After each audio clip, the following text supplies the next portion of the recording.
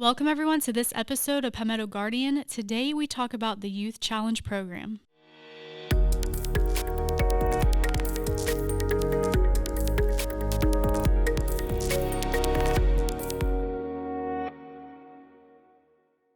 Welcome everyone, I'm Sergeant Chelsea Baker. I'm Sergeant Tim Andrews. So it's finally the first week of December. This year is flying by so fast. Yeah, and you guys can put up your Christmas trees now. I think some people have already put up their Christmas trees, but I don't believe in that.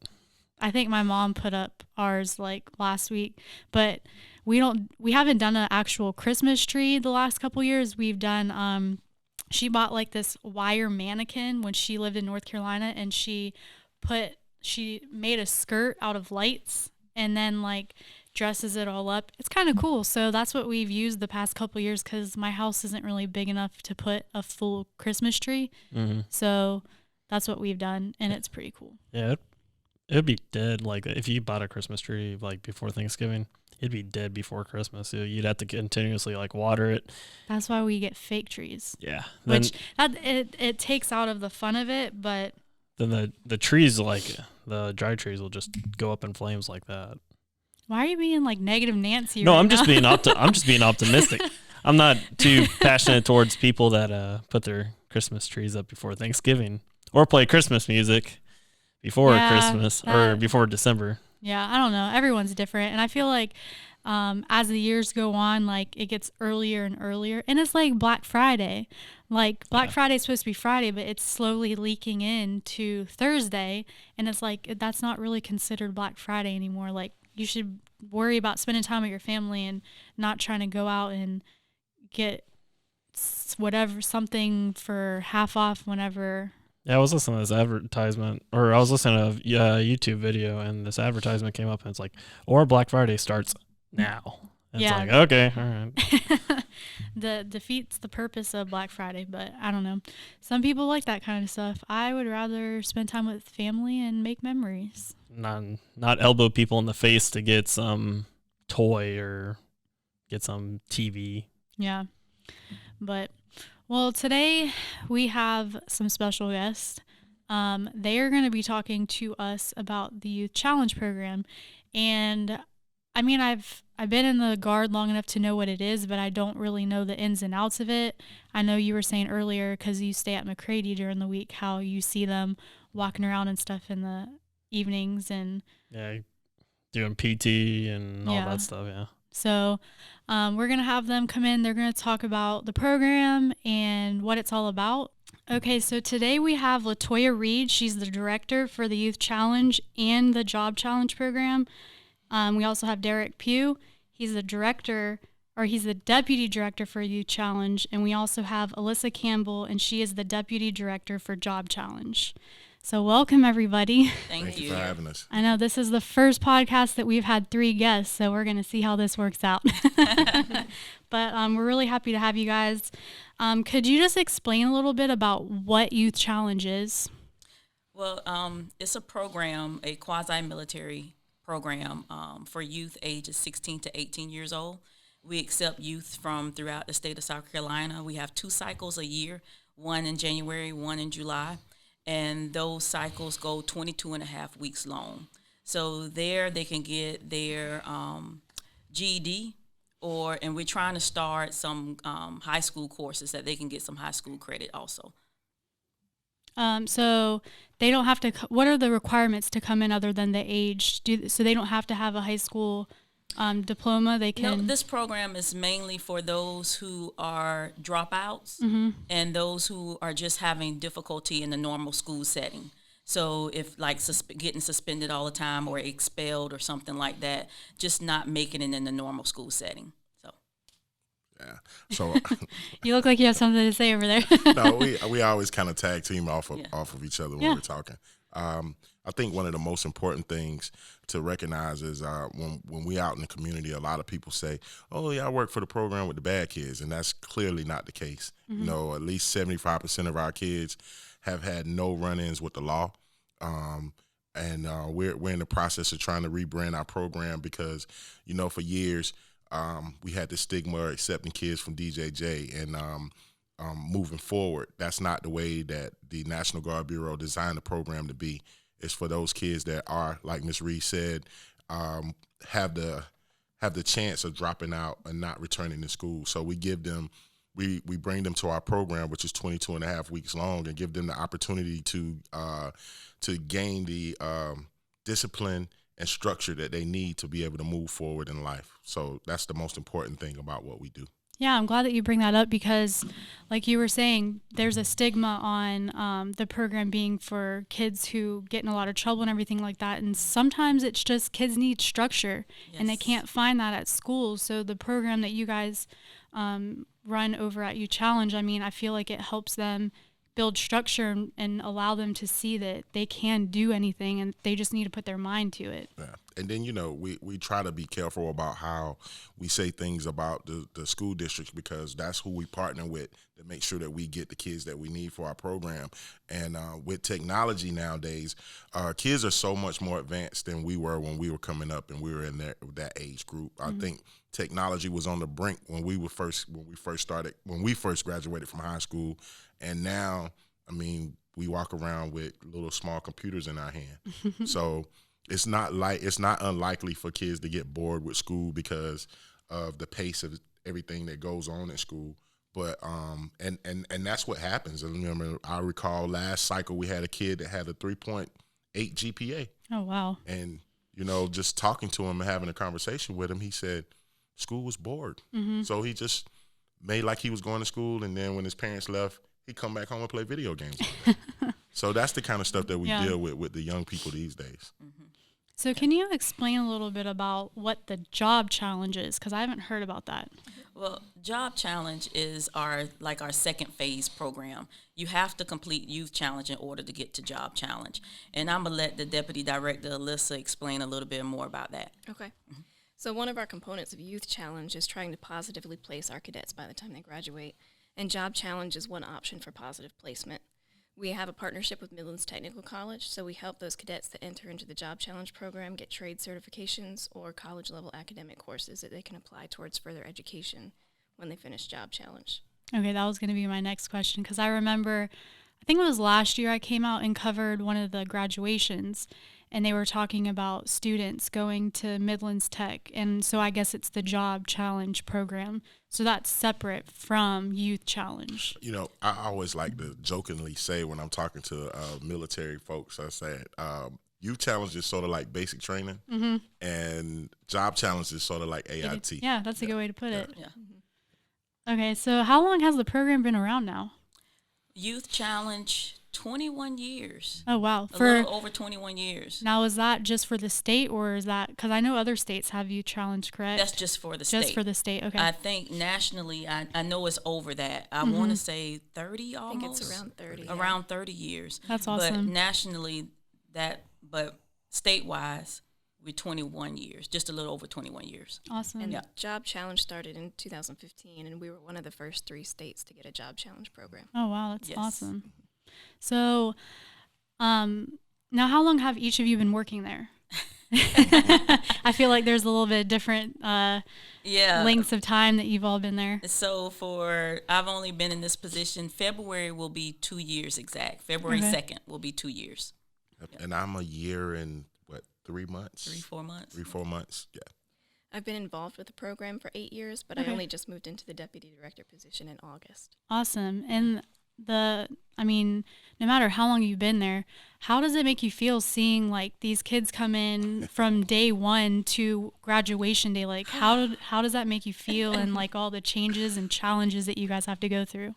Go ahead. So I laugh because Director Reed gets on me all the time, because at graduation it's a really emotional time for me, because I get an opportunity to see the kids come in, and then at graduation it kind of like culminates everything that they've been through, everything that they're going to potentially go through, and it's just overwhelming. And I tell the staff all the time, if you don't get emotional about the kids graduating and see them move on to the next level, like, you might be in the wrong job, because when you see these kids come in with wild haircuts, pants sagging, just being regular teenagers, and then you get an opportunity to talk to them after graduation, and they come up to you or myself or Miss Reed or Deputy Campbell and say, you know, thank you for saving my life, and shake your hand with a firm handshake and look you in the eye.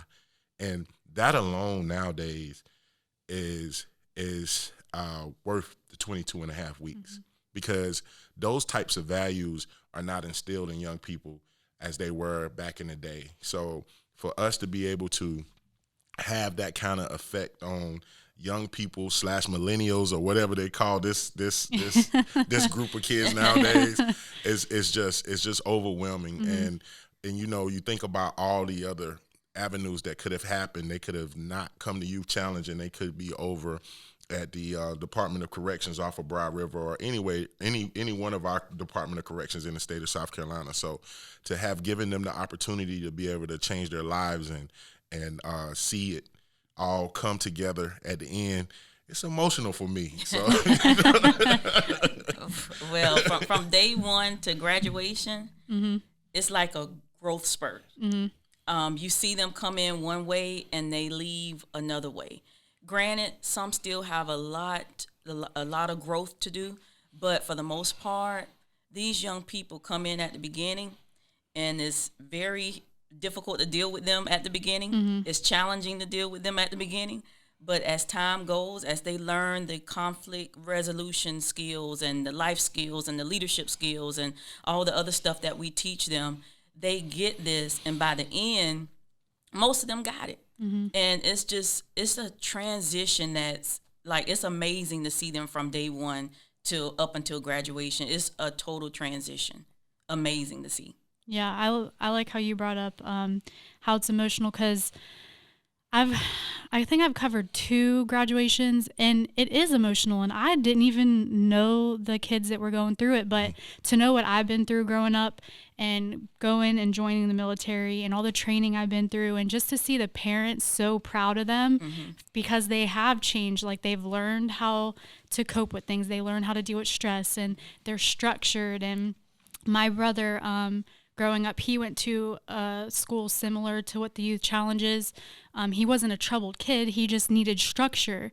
And so, like, it reminds me of him whenever I go to Youth Challenge and see these kids, or if I'm at McCready and they're marching to the PT track, or if they're doing whatever they're doing. Like, it is a sense of pride, and it is emotional because you connect with them in a certain way. And it's awesome to see how they progress. And like I said, I've only been at the graduations. I haven't seen from your perspective where it's from day one to the last day, but it's awesome to come out and see the parents. They're just so proud of them, and and they're so happy to see them grow and the changes that they make and everything. Yeah. One of the things that we have done under Miss Reed's leadership is, you know, we have a binding clause that tells us that we have to follow our kids for a year after they've completed Youth Challenge. But we've taken it a step further. We've opened ourselves up for kids after that year, that if they need us for anything, that they can call us and come back. And you'll be surprised at the kids that give us calls and just to tell us, you know, sir, I was thinking about you. I want to tell you I love you, and this is what I have going on now. And I wanted to let you know because I know you're vested in what I have going on in the future.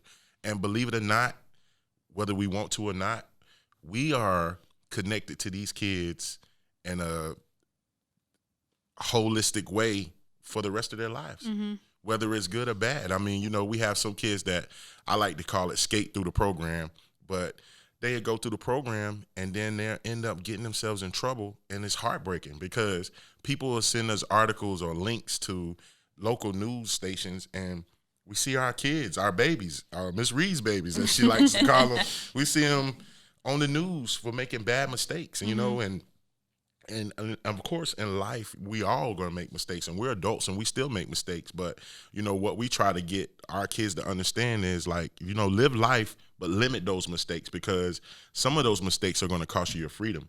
And we try to harp on that. And so, you know, to see something negative happen to one of our kids in the community, it's heartbreaking. I mean, you know, you go from the emotion of being excited for them to graduate, and then maybe 3-4 months down the line, they get themselves in trouble, and somebody sends you the article, and you're looking at little Tommy like, man, what are you doing? Like, it almost pull on your heartstrings to want to go out and visit them wherever they're at and say, you know, what did I do wrong? Yeah. But I learned a long time ago, some 20 years ago, when I started working in this industry, like, we can't save them all, but I know for sure, and I can speak for the three of us at this table, we're going to try everything that we can to make sure that we give them the best option in the future. Mm-hmm. Yes. Now, what's the requirements to become an instructor? An instructor, or what as a teacher, or what? Well, the guys that like, I don't know what you would call them. Cadre, yes. Sorry, I'm like, I should have done my research before. Yeah, that's okay. Well, the cadre, you can have a high school diploma or a GED with some experience working with youth. And also, is there anything else I'm missing? No, ma'am. Preferably, we would like for them to have some type of military experience. Yes. But the most important thing is that they have a heart for what we're doing. Because, you know, if it's not embedded in you, then you're kind of we're wasting our time, and we're wasting your time, because it's going to be times. Yeah. And then the application is always posted under the state website, under the Adjutant General's office. Okay. And so people can apply all day, every day. And that we always need that. And that role is a little bit different for the Job Challenge side. We call our cadre youth specialists. Okay. Under Job Challenge, we don't have as much access to our case managers and counselors, so we expect our cadre to take on a little bit more of a mentoring role in Job Challenge. So we changed that title to youth specialists, because it don't have to be quite as much, so much like drill sergeants as they are in Youth Challenge. Yes. Okay. So, now what's a typical day for a new? Do you call them cadets or cadets? Like, what would be a typical day for them? So from like waking up at whatever time to the time they go to bed. PT first thing in the morning when they wake up. It's kind of different though. Like the first 2 weeks we call acclimation phase. Yeah. Okay. That's kind of like for lack of a better term, it's kind of like Hell Week. Yeah. You try to get them acclimated to what they need to do. Of course, most of them are out of shape, haven't done any physical training, but so that schedule is kind of different from our daily schedule. Okay. Yeah. And so once they get out of acclimation phase, it's usually wake up about 5 a.m. Yes, ma'am. And then they go do PT. Of course, they do the hygiene stuff first, and then they do PT, and then they go to breakfast around 6:30. Yes, ma'am. 6:30, 7 o'clock. And after breakfast, they'll probably have a little bit time in the dorm to clean up and things like that. And then they go to school from 8 a.m. to all the way to 3 p.m.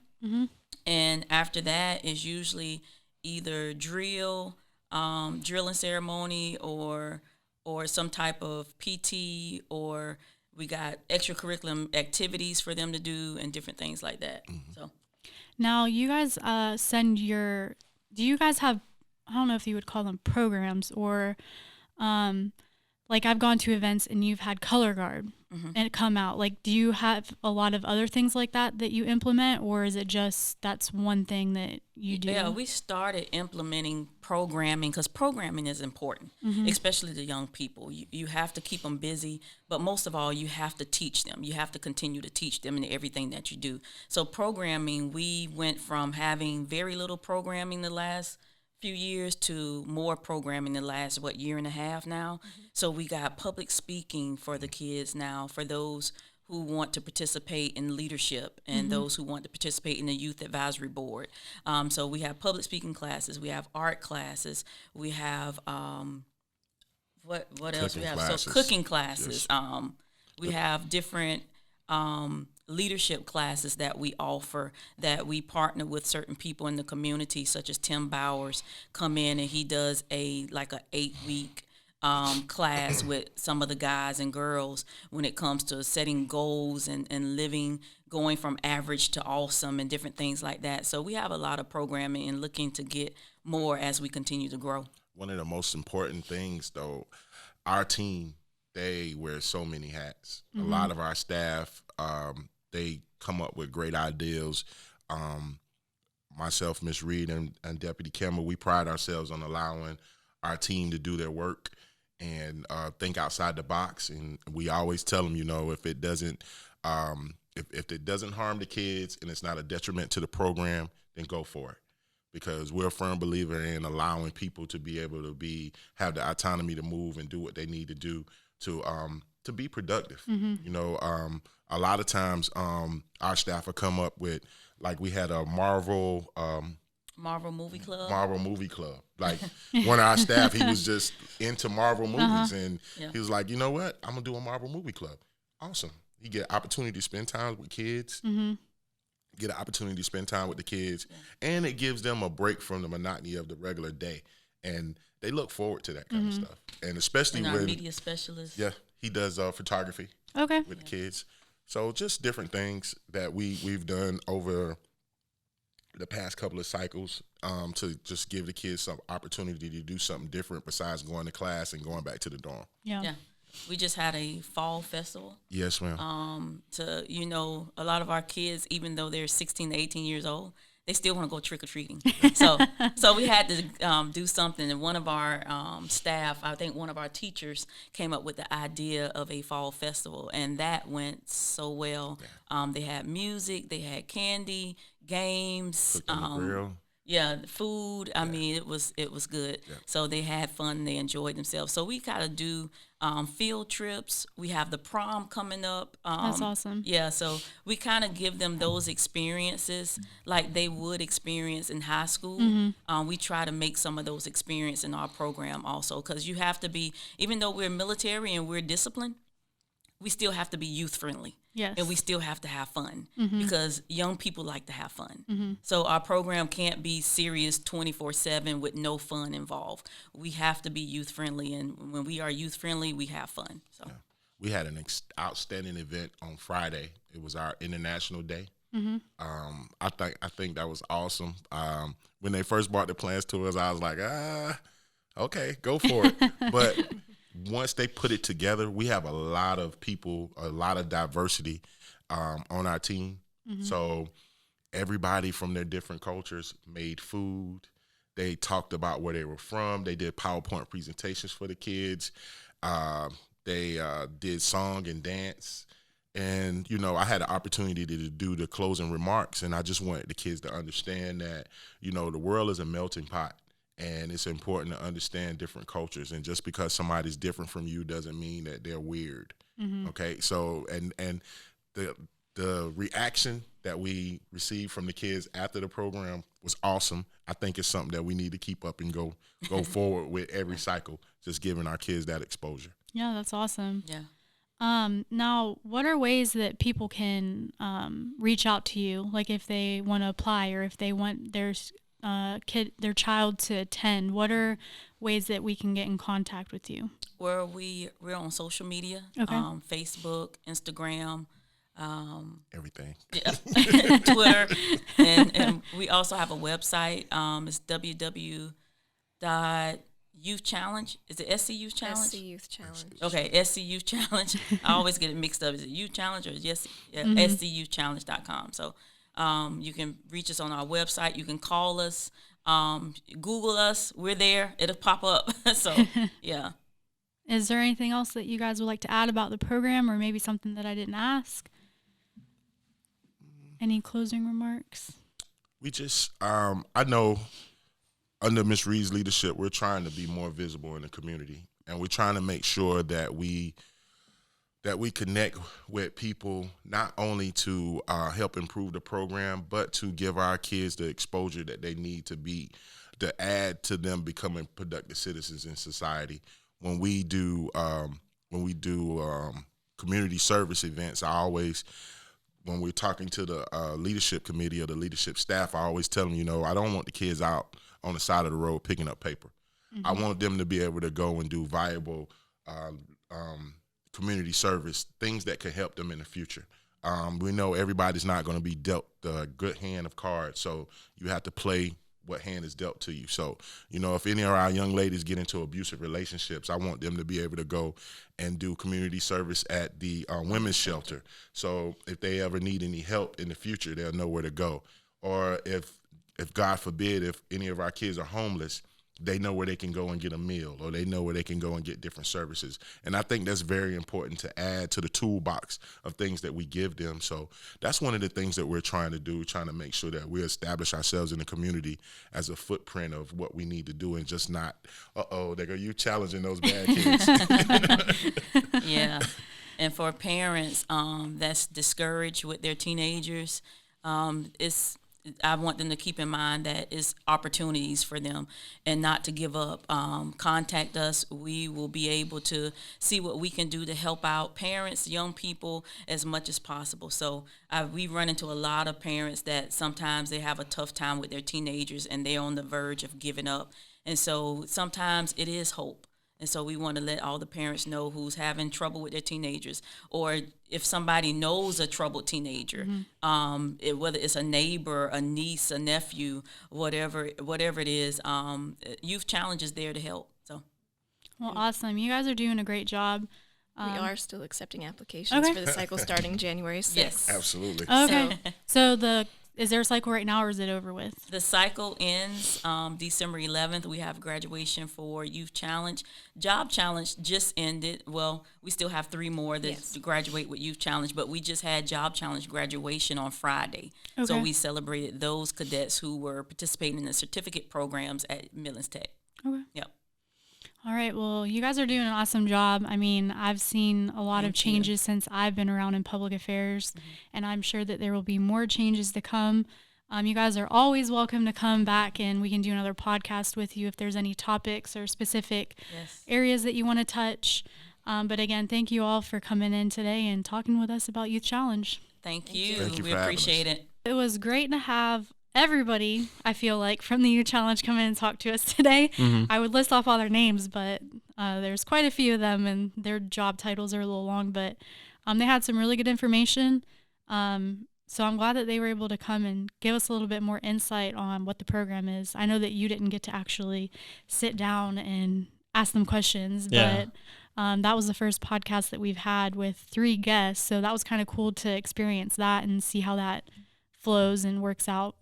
Because if you train at McCready, you're eventually going to see a bunch of kids running around or wearing like blue or red shirts or whatever, and you're going to be like, oh, what are they doing here? Yeah. And you're like, it should be that everyone's going to eventually find out it's like, okay, that's a Youth Challenge or whatever it is. They're just going to be like, okay, they're there. Yeah. And I think a lot of people know what Youth Challenge is. There's a stigma about it, and they automatically assume like it's kids who, like they were saying, who have been to juvie or who have gotten into a lot of trouble, and that's not always the case. Sometimes it's just kids that need a little structure and direction, and they might just be bored with school, or maybe they're just having issues at home and they don't know how to deal with it, so they're acting out. So the program is not what they're trying to break the stigma of what the program is. Yeah, because that's what I thought it was. I know. I mean, I knew that my brother, when I was in high school, went through a program similar, so I kind of knew what it was, but I didn't know the ins and outs of the program. So, but it's just like anything in the military. People have stigmas about all kinds of stuff, and sometimes you just have to figure out a way to break the stigma. So having them come on and talk to us about the program definitely helps.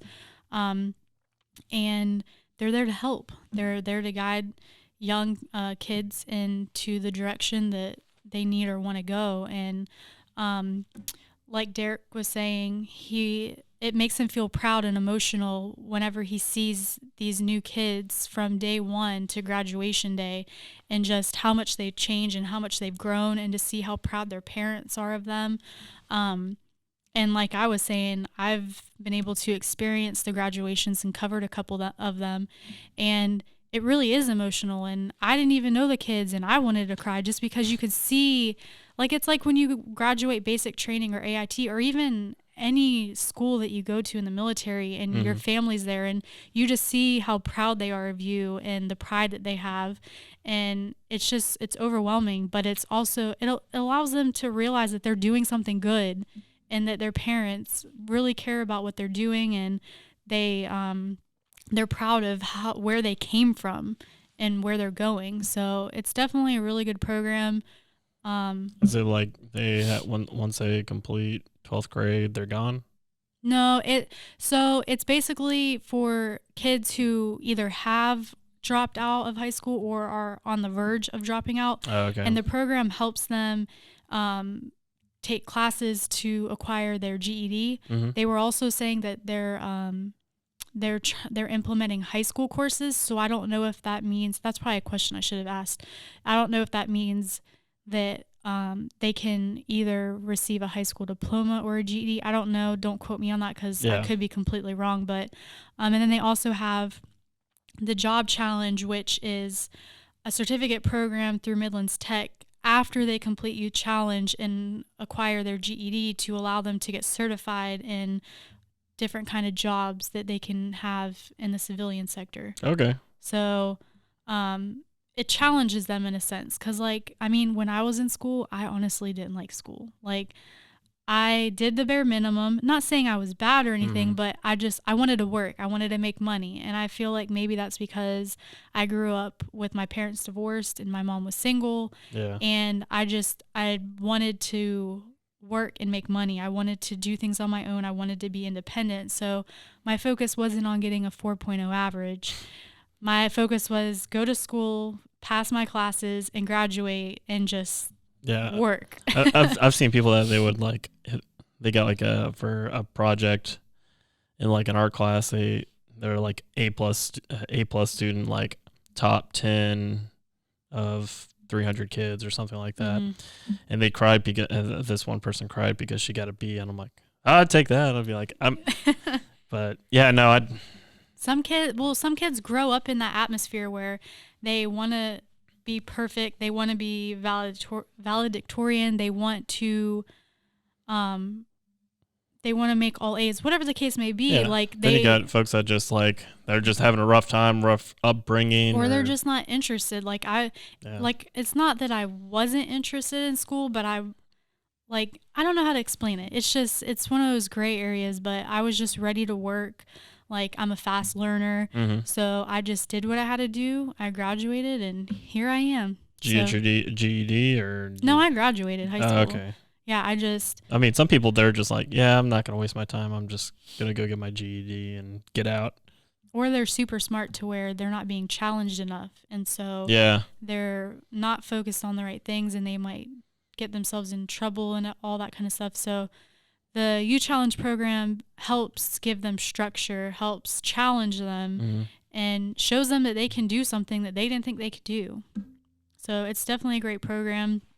So if there's anybody out there that knows somebody or might have questions for their kids or even are interested in applying to work in the program, you can search them on Google. Like they were saying, they have a Facebook page, they have Instagram and Twitter. They also have their own website, and we're going to link all those in the description below so that if you have questions, you can reach out to them and they can let you know what you need to do to either get in the program or apply for the program.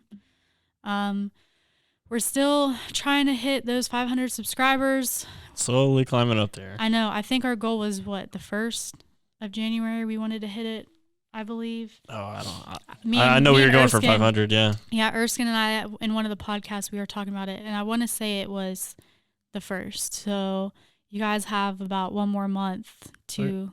We got like 360, 370? No, we got 371. We're at 371? Dang. Mm-hmm. You need to keep up, Andrews. Yeah, I got to get with the times. Don't reverse us back. Like, we're trying to grow. We're not trying to lose subscribers. I'm trying to be humble. But hopefully before the 1st, we can hit 500 subscribers so that we can get a bloopers video out for you guys. We're hitting, one in the 40s episode, 40 some episodes now. And I mean, I couldn't even tell you how long we've been doing this. I probably should look that up. It's been a couple months. It's been less than a year. I know that. This would be like what? Get the historian. This is going to be like 44, 43 or 44. Yeah, something like that. So maybe by the end of the year, we'll hit 50. And that's another thing that I remembered is, when we hit our 100th podcast, we're going to try to come up with something special. So if there's anything that you guys want to hear or any guests that you want to come on, please let us know in the comments. or if there's just like something you want us to talk about for the 100th episode, let us know. But if you're watching this on YouTube or listening on iTunes, make sure that you're liking, you're subscribing, you're hitting the bell so that you know whenever new videos are popping up. This month, we're going to have several other videos that we post that aren't related to podcasts. So be on the lookout for those. They're going to be some good information, as well as just looking at the Guard over the last year kind of thing.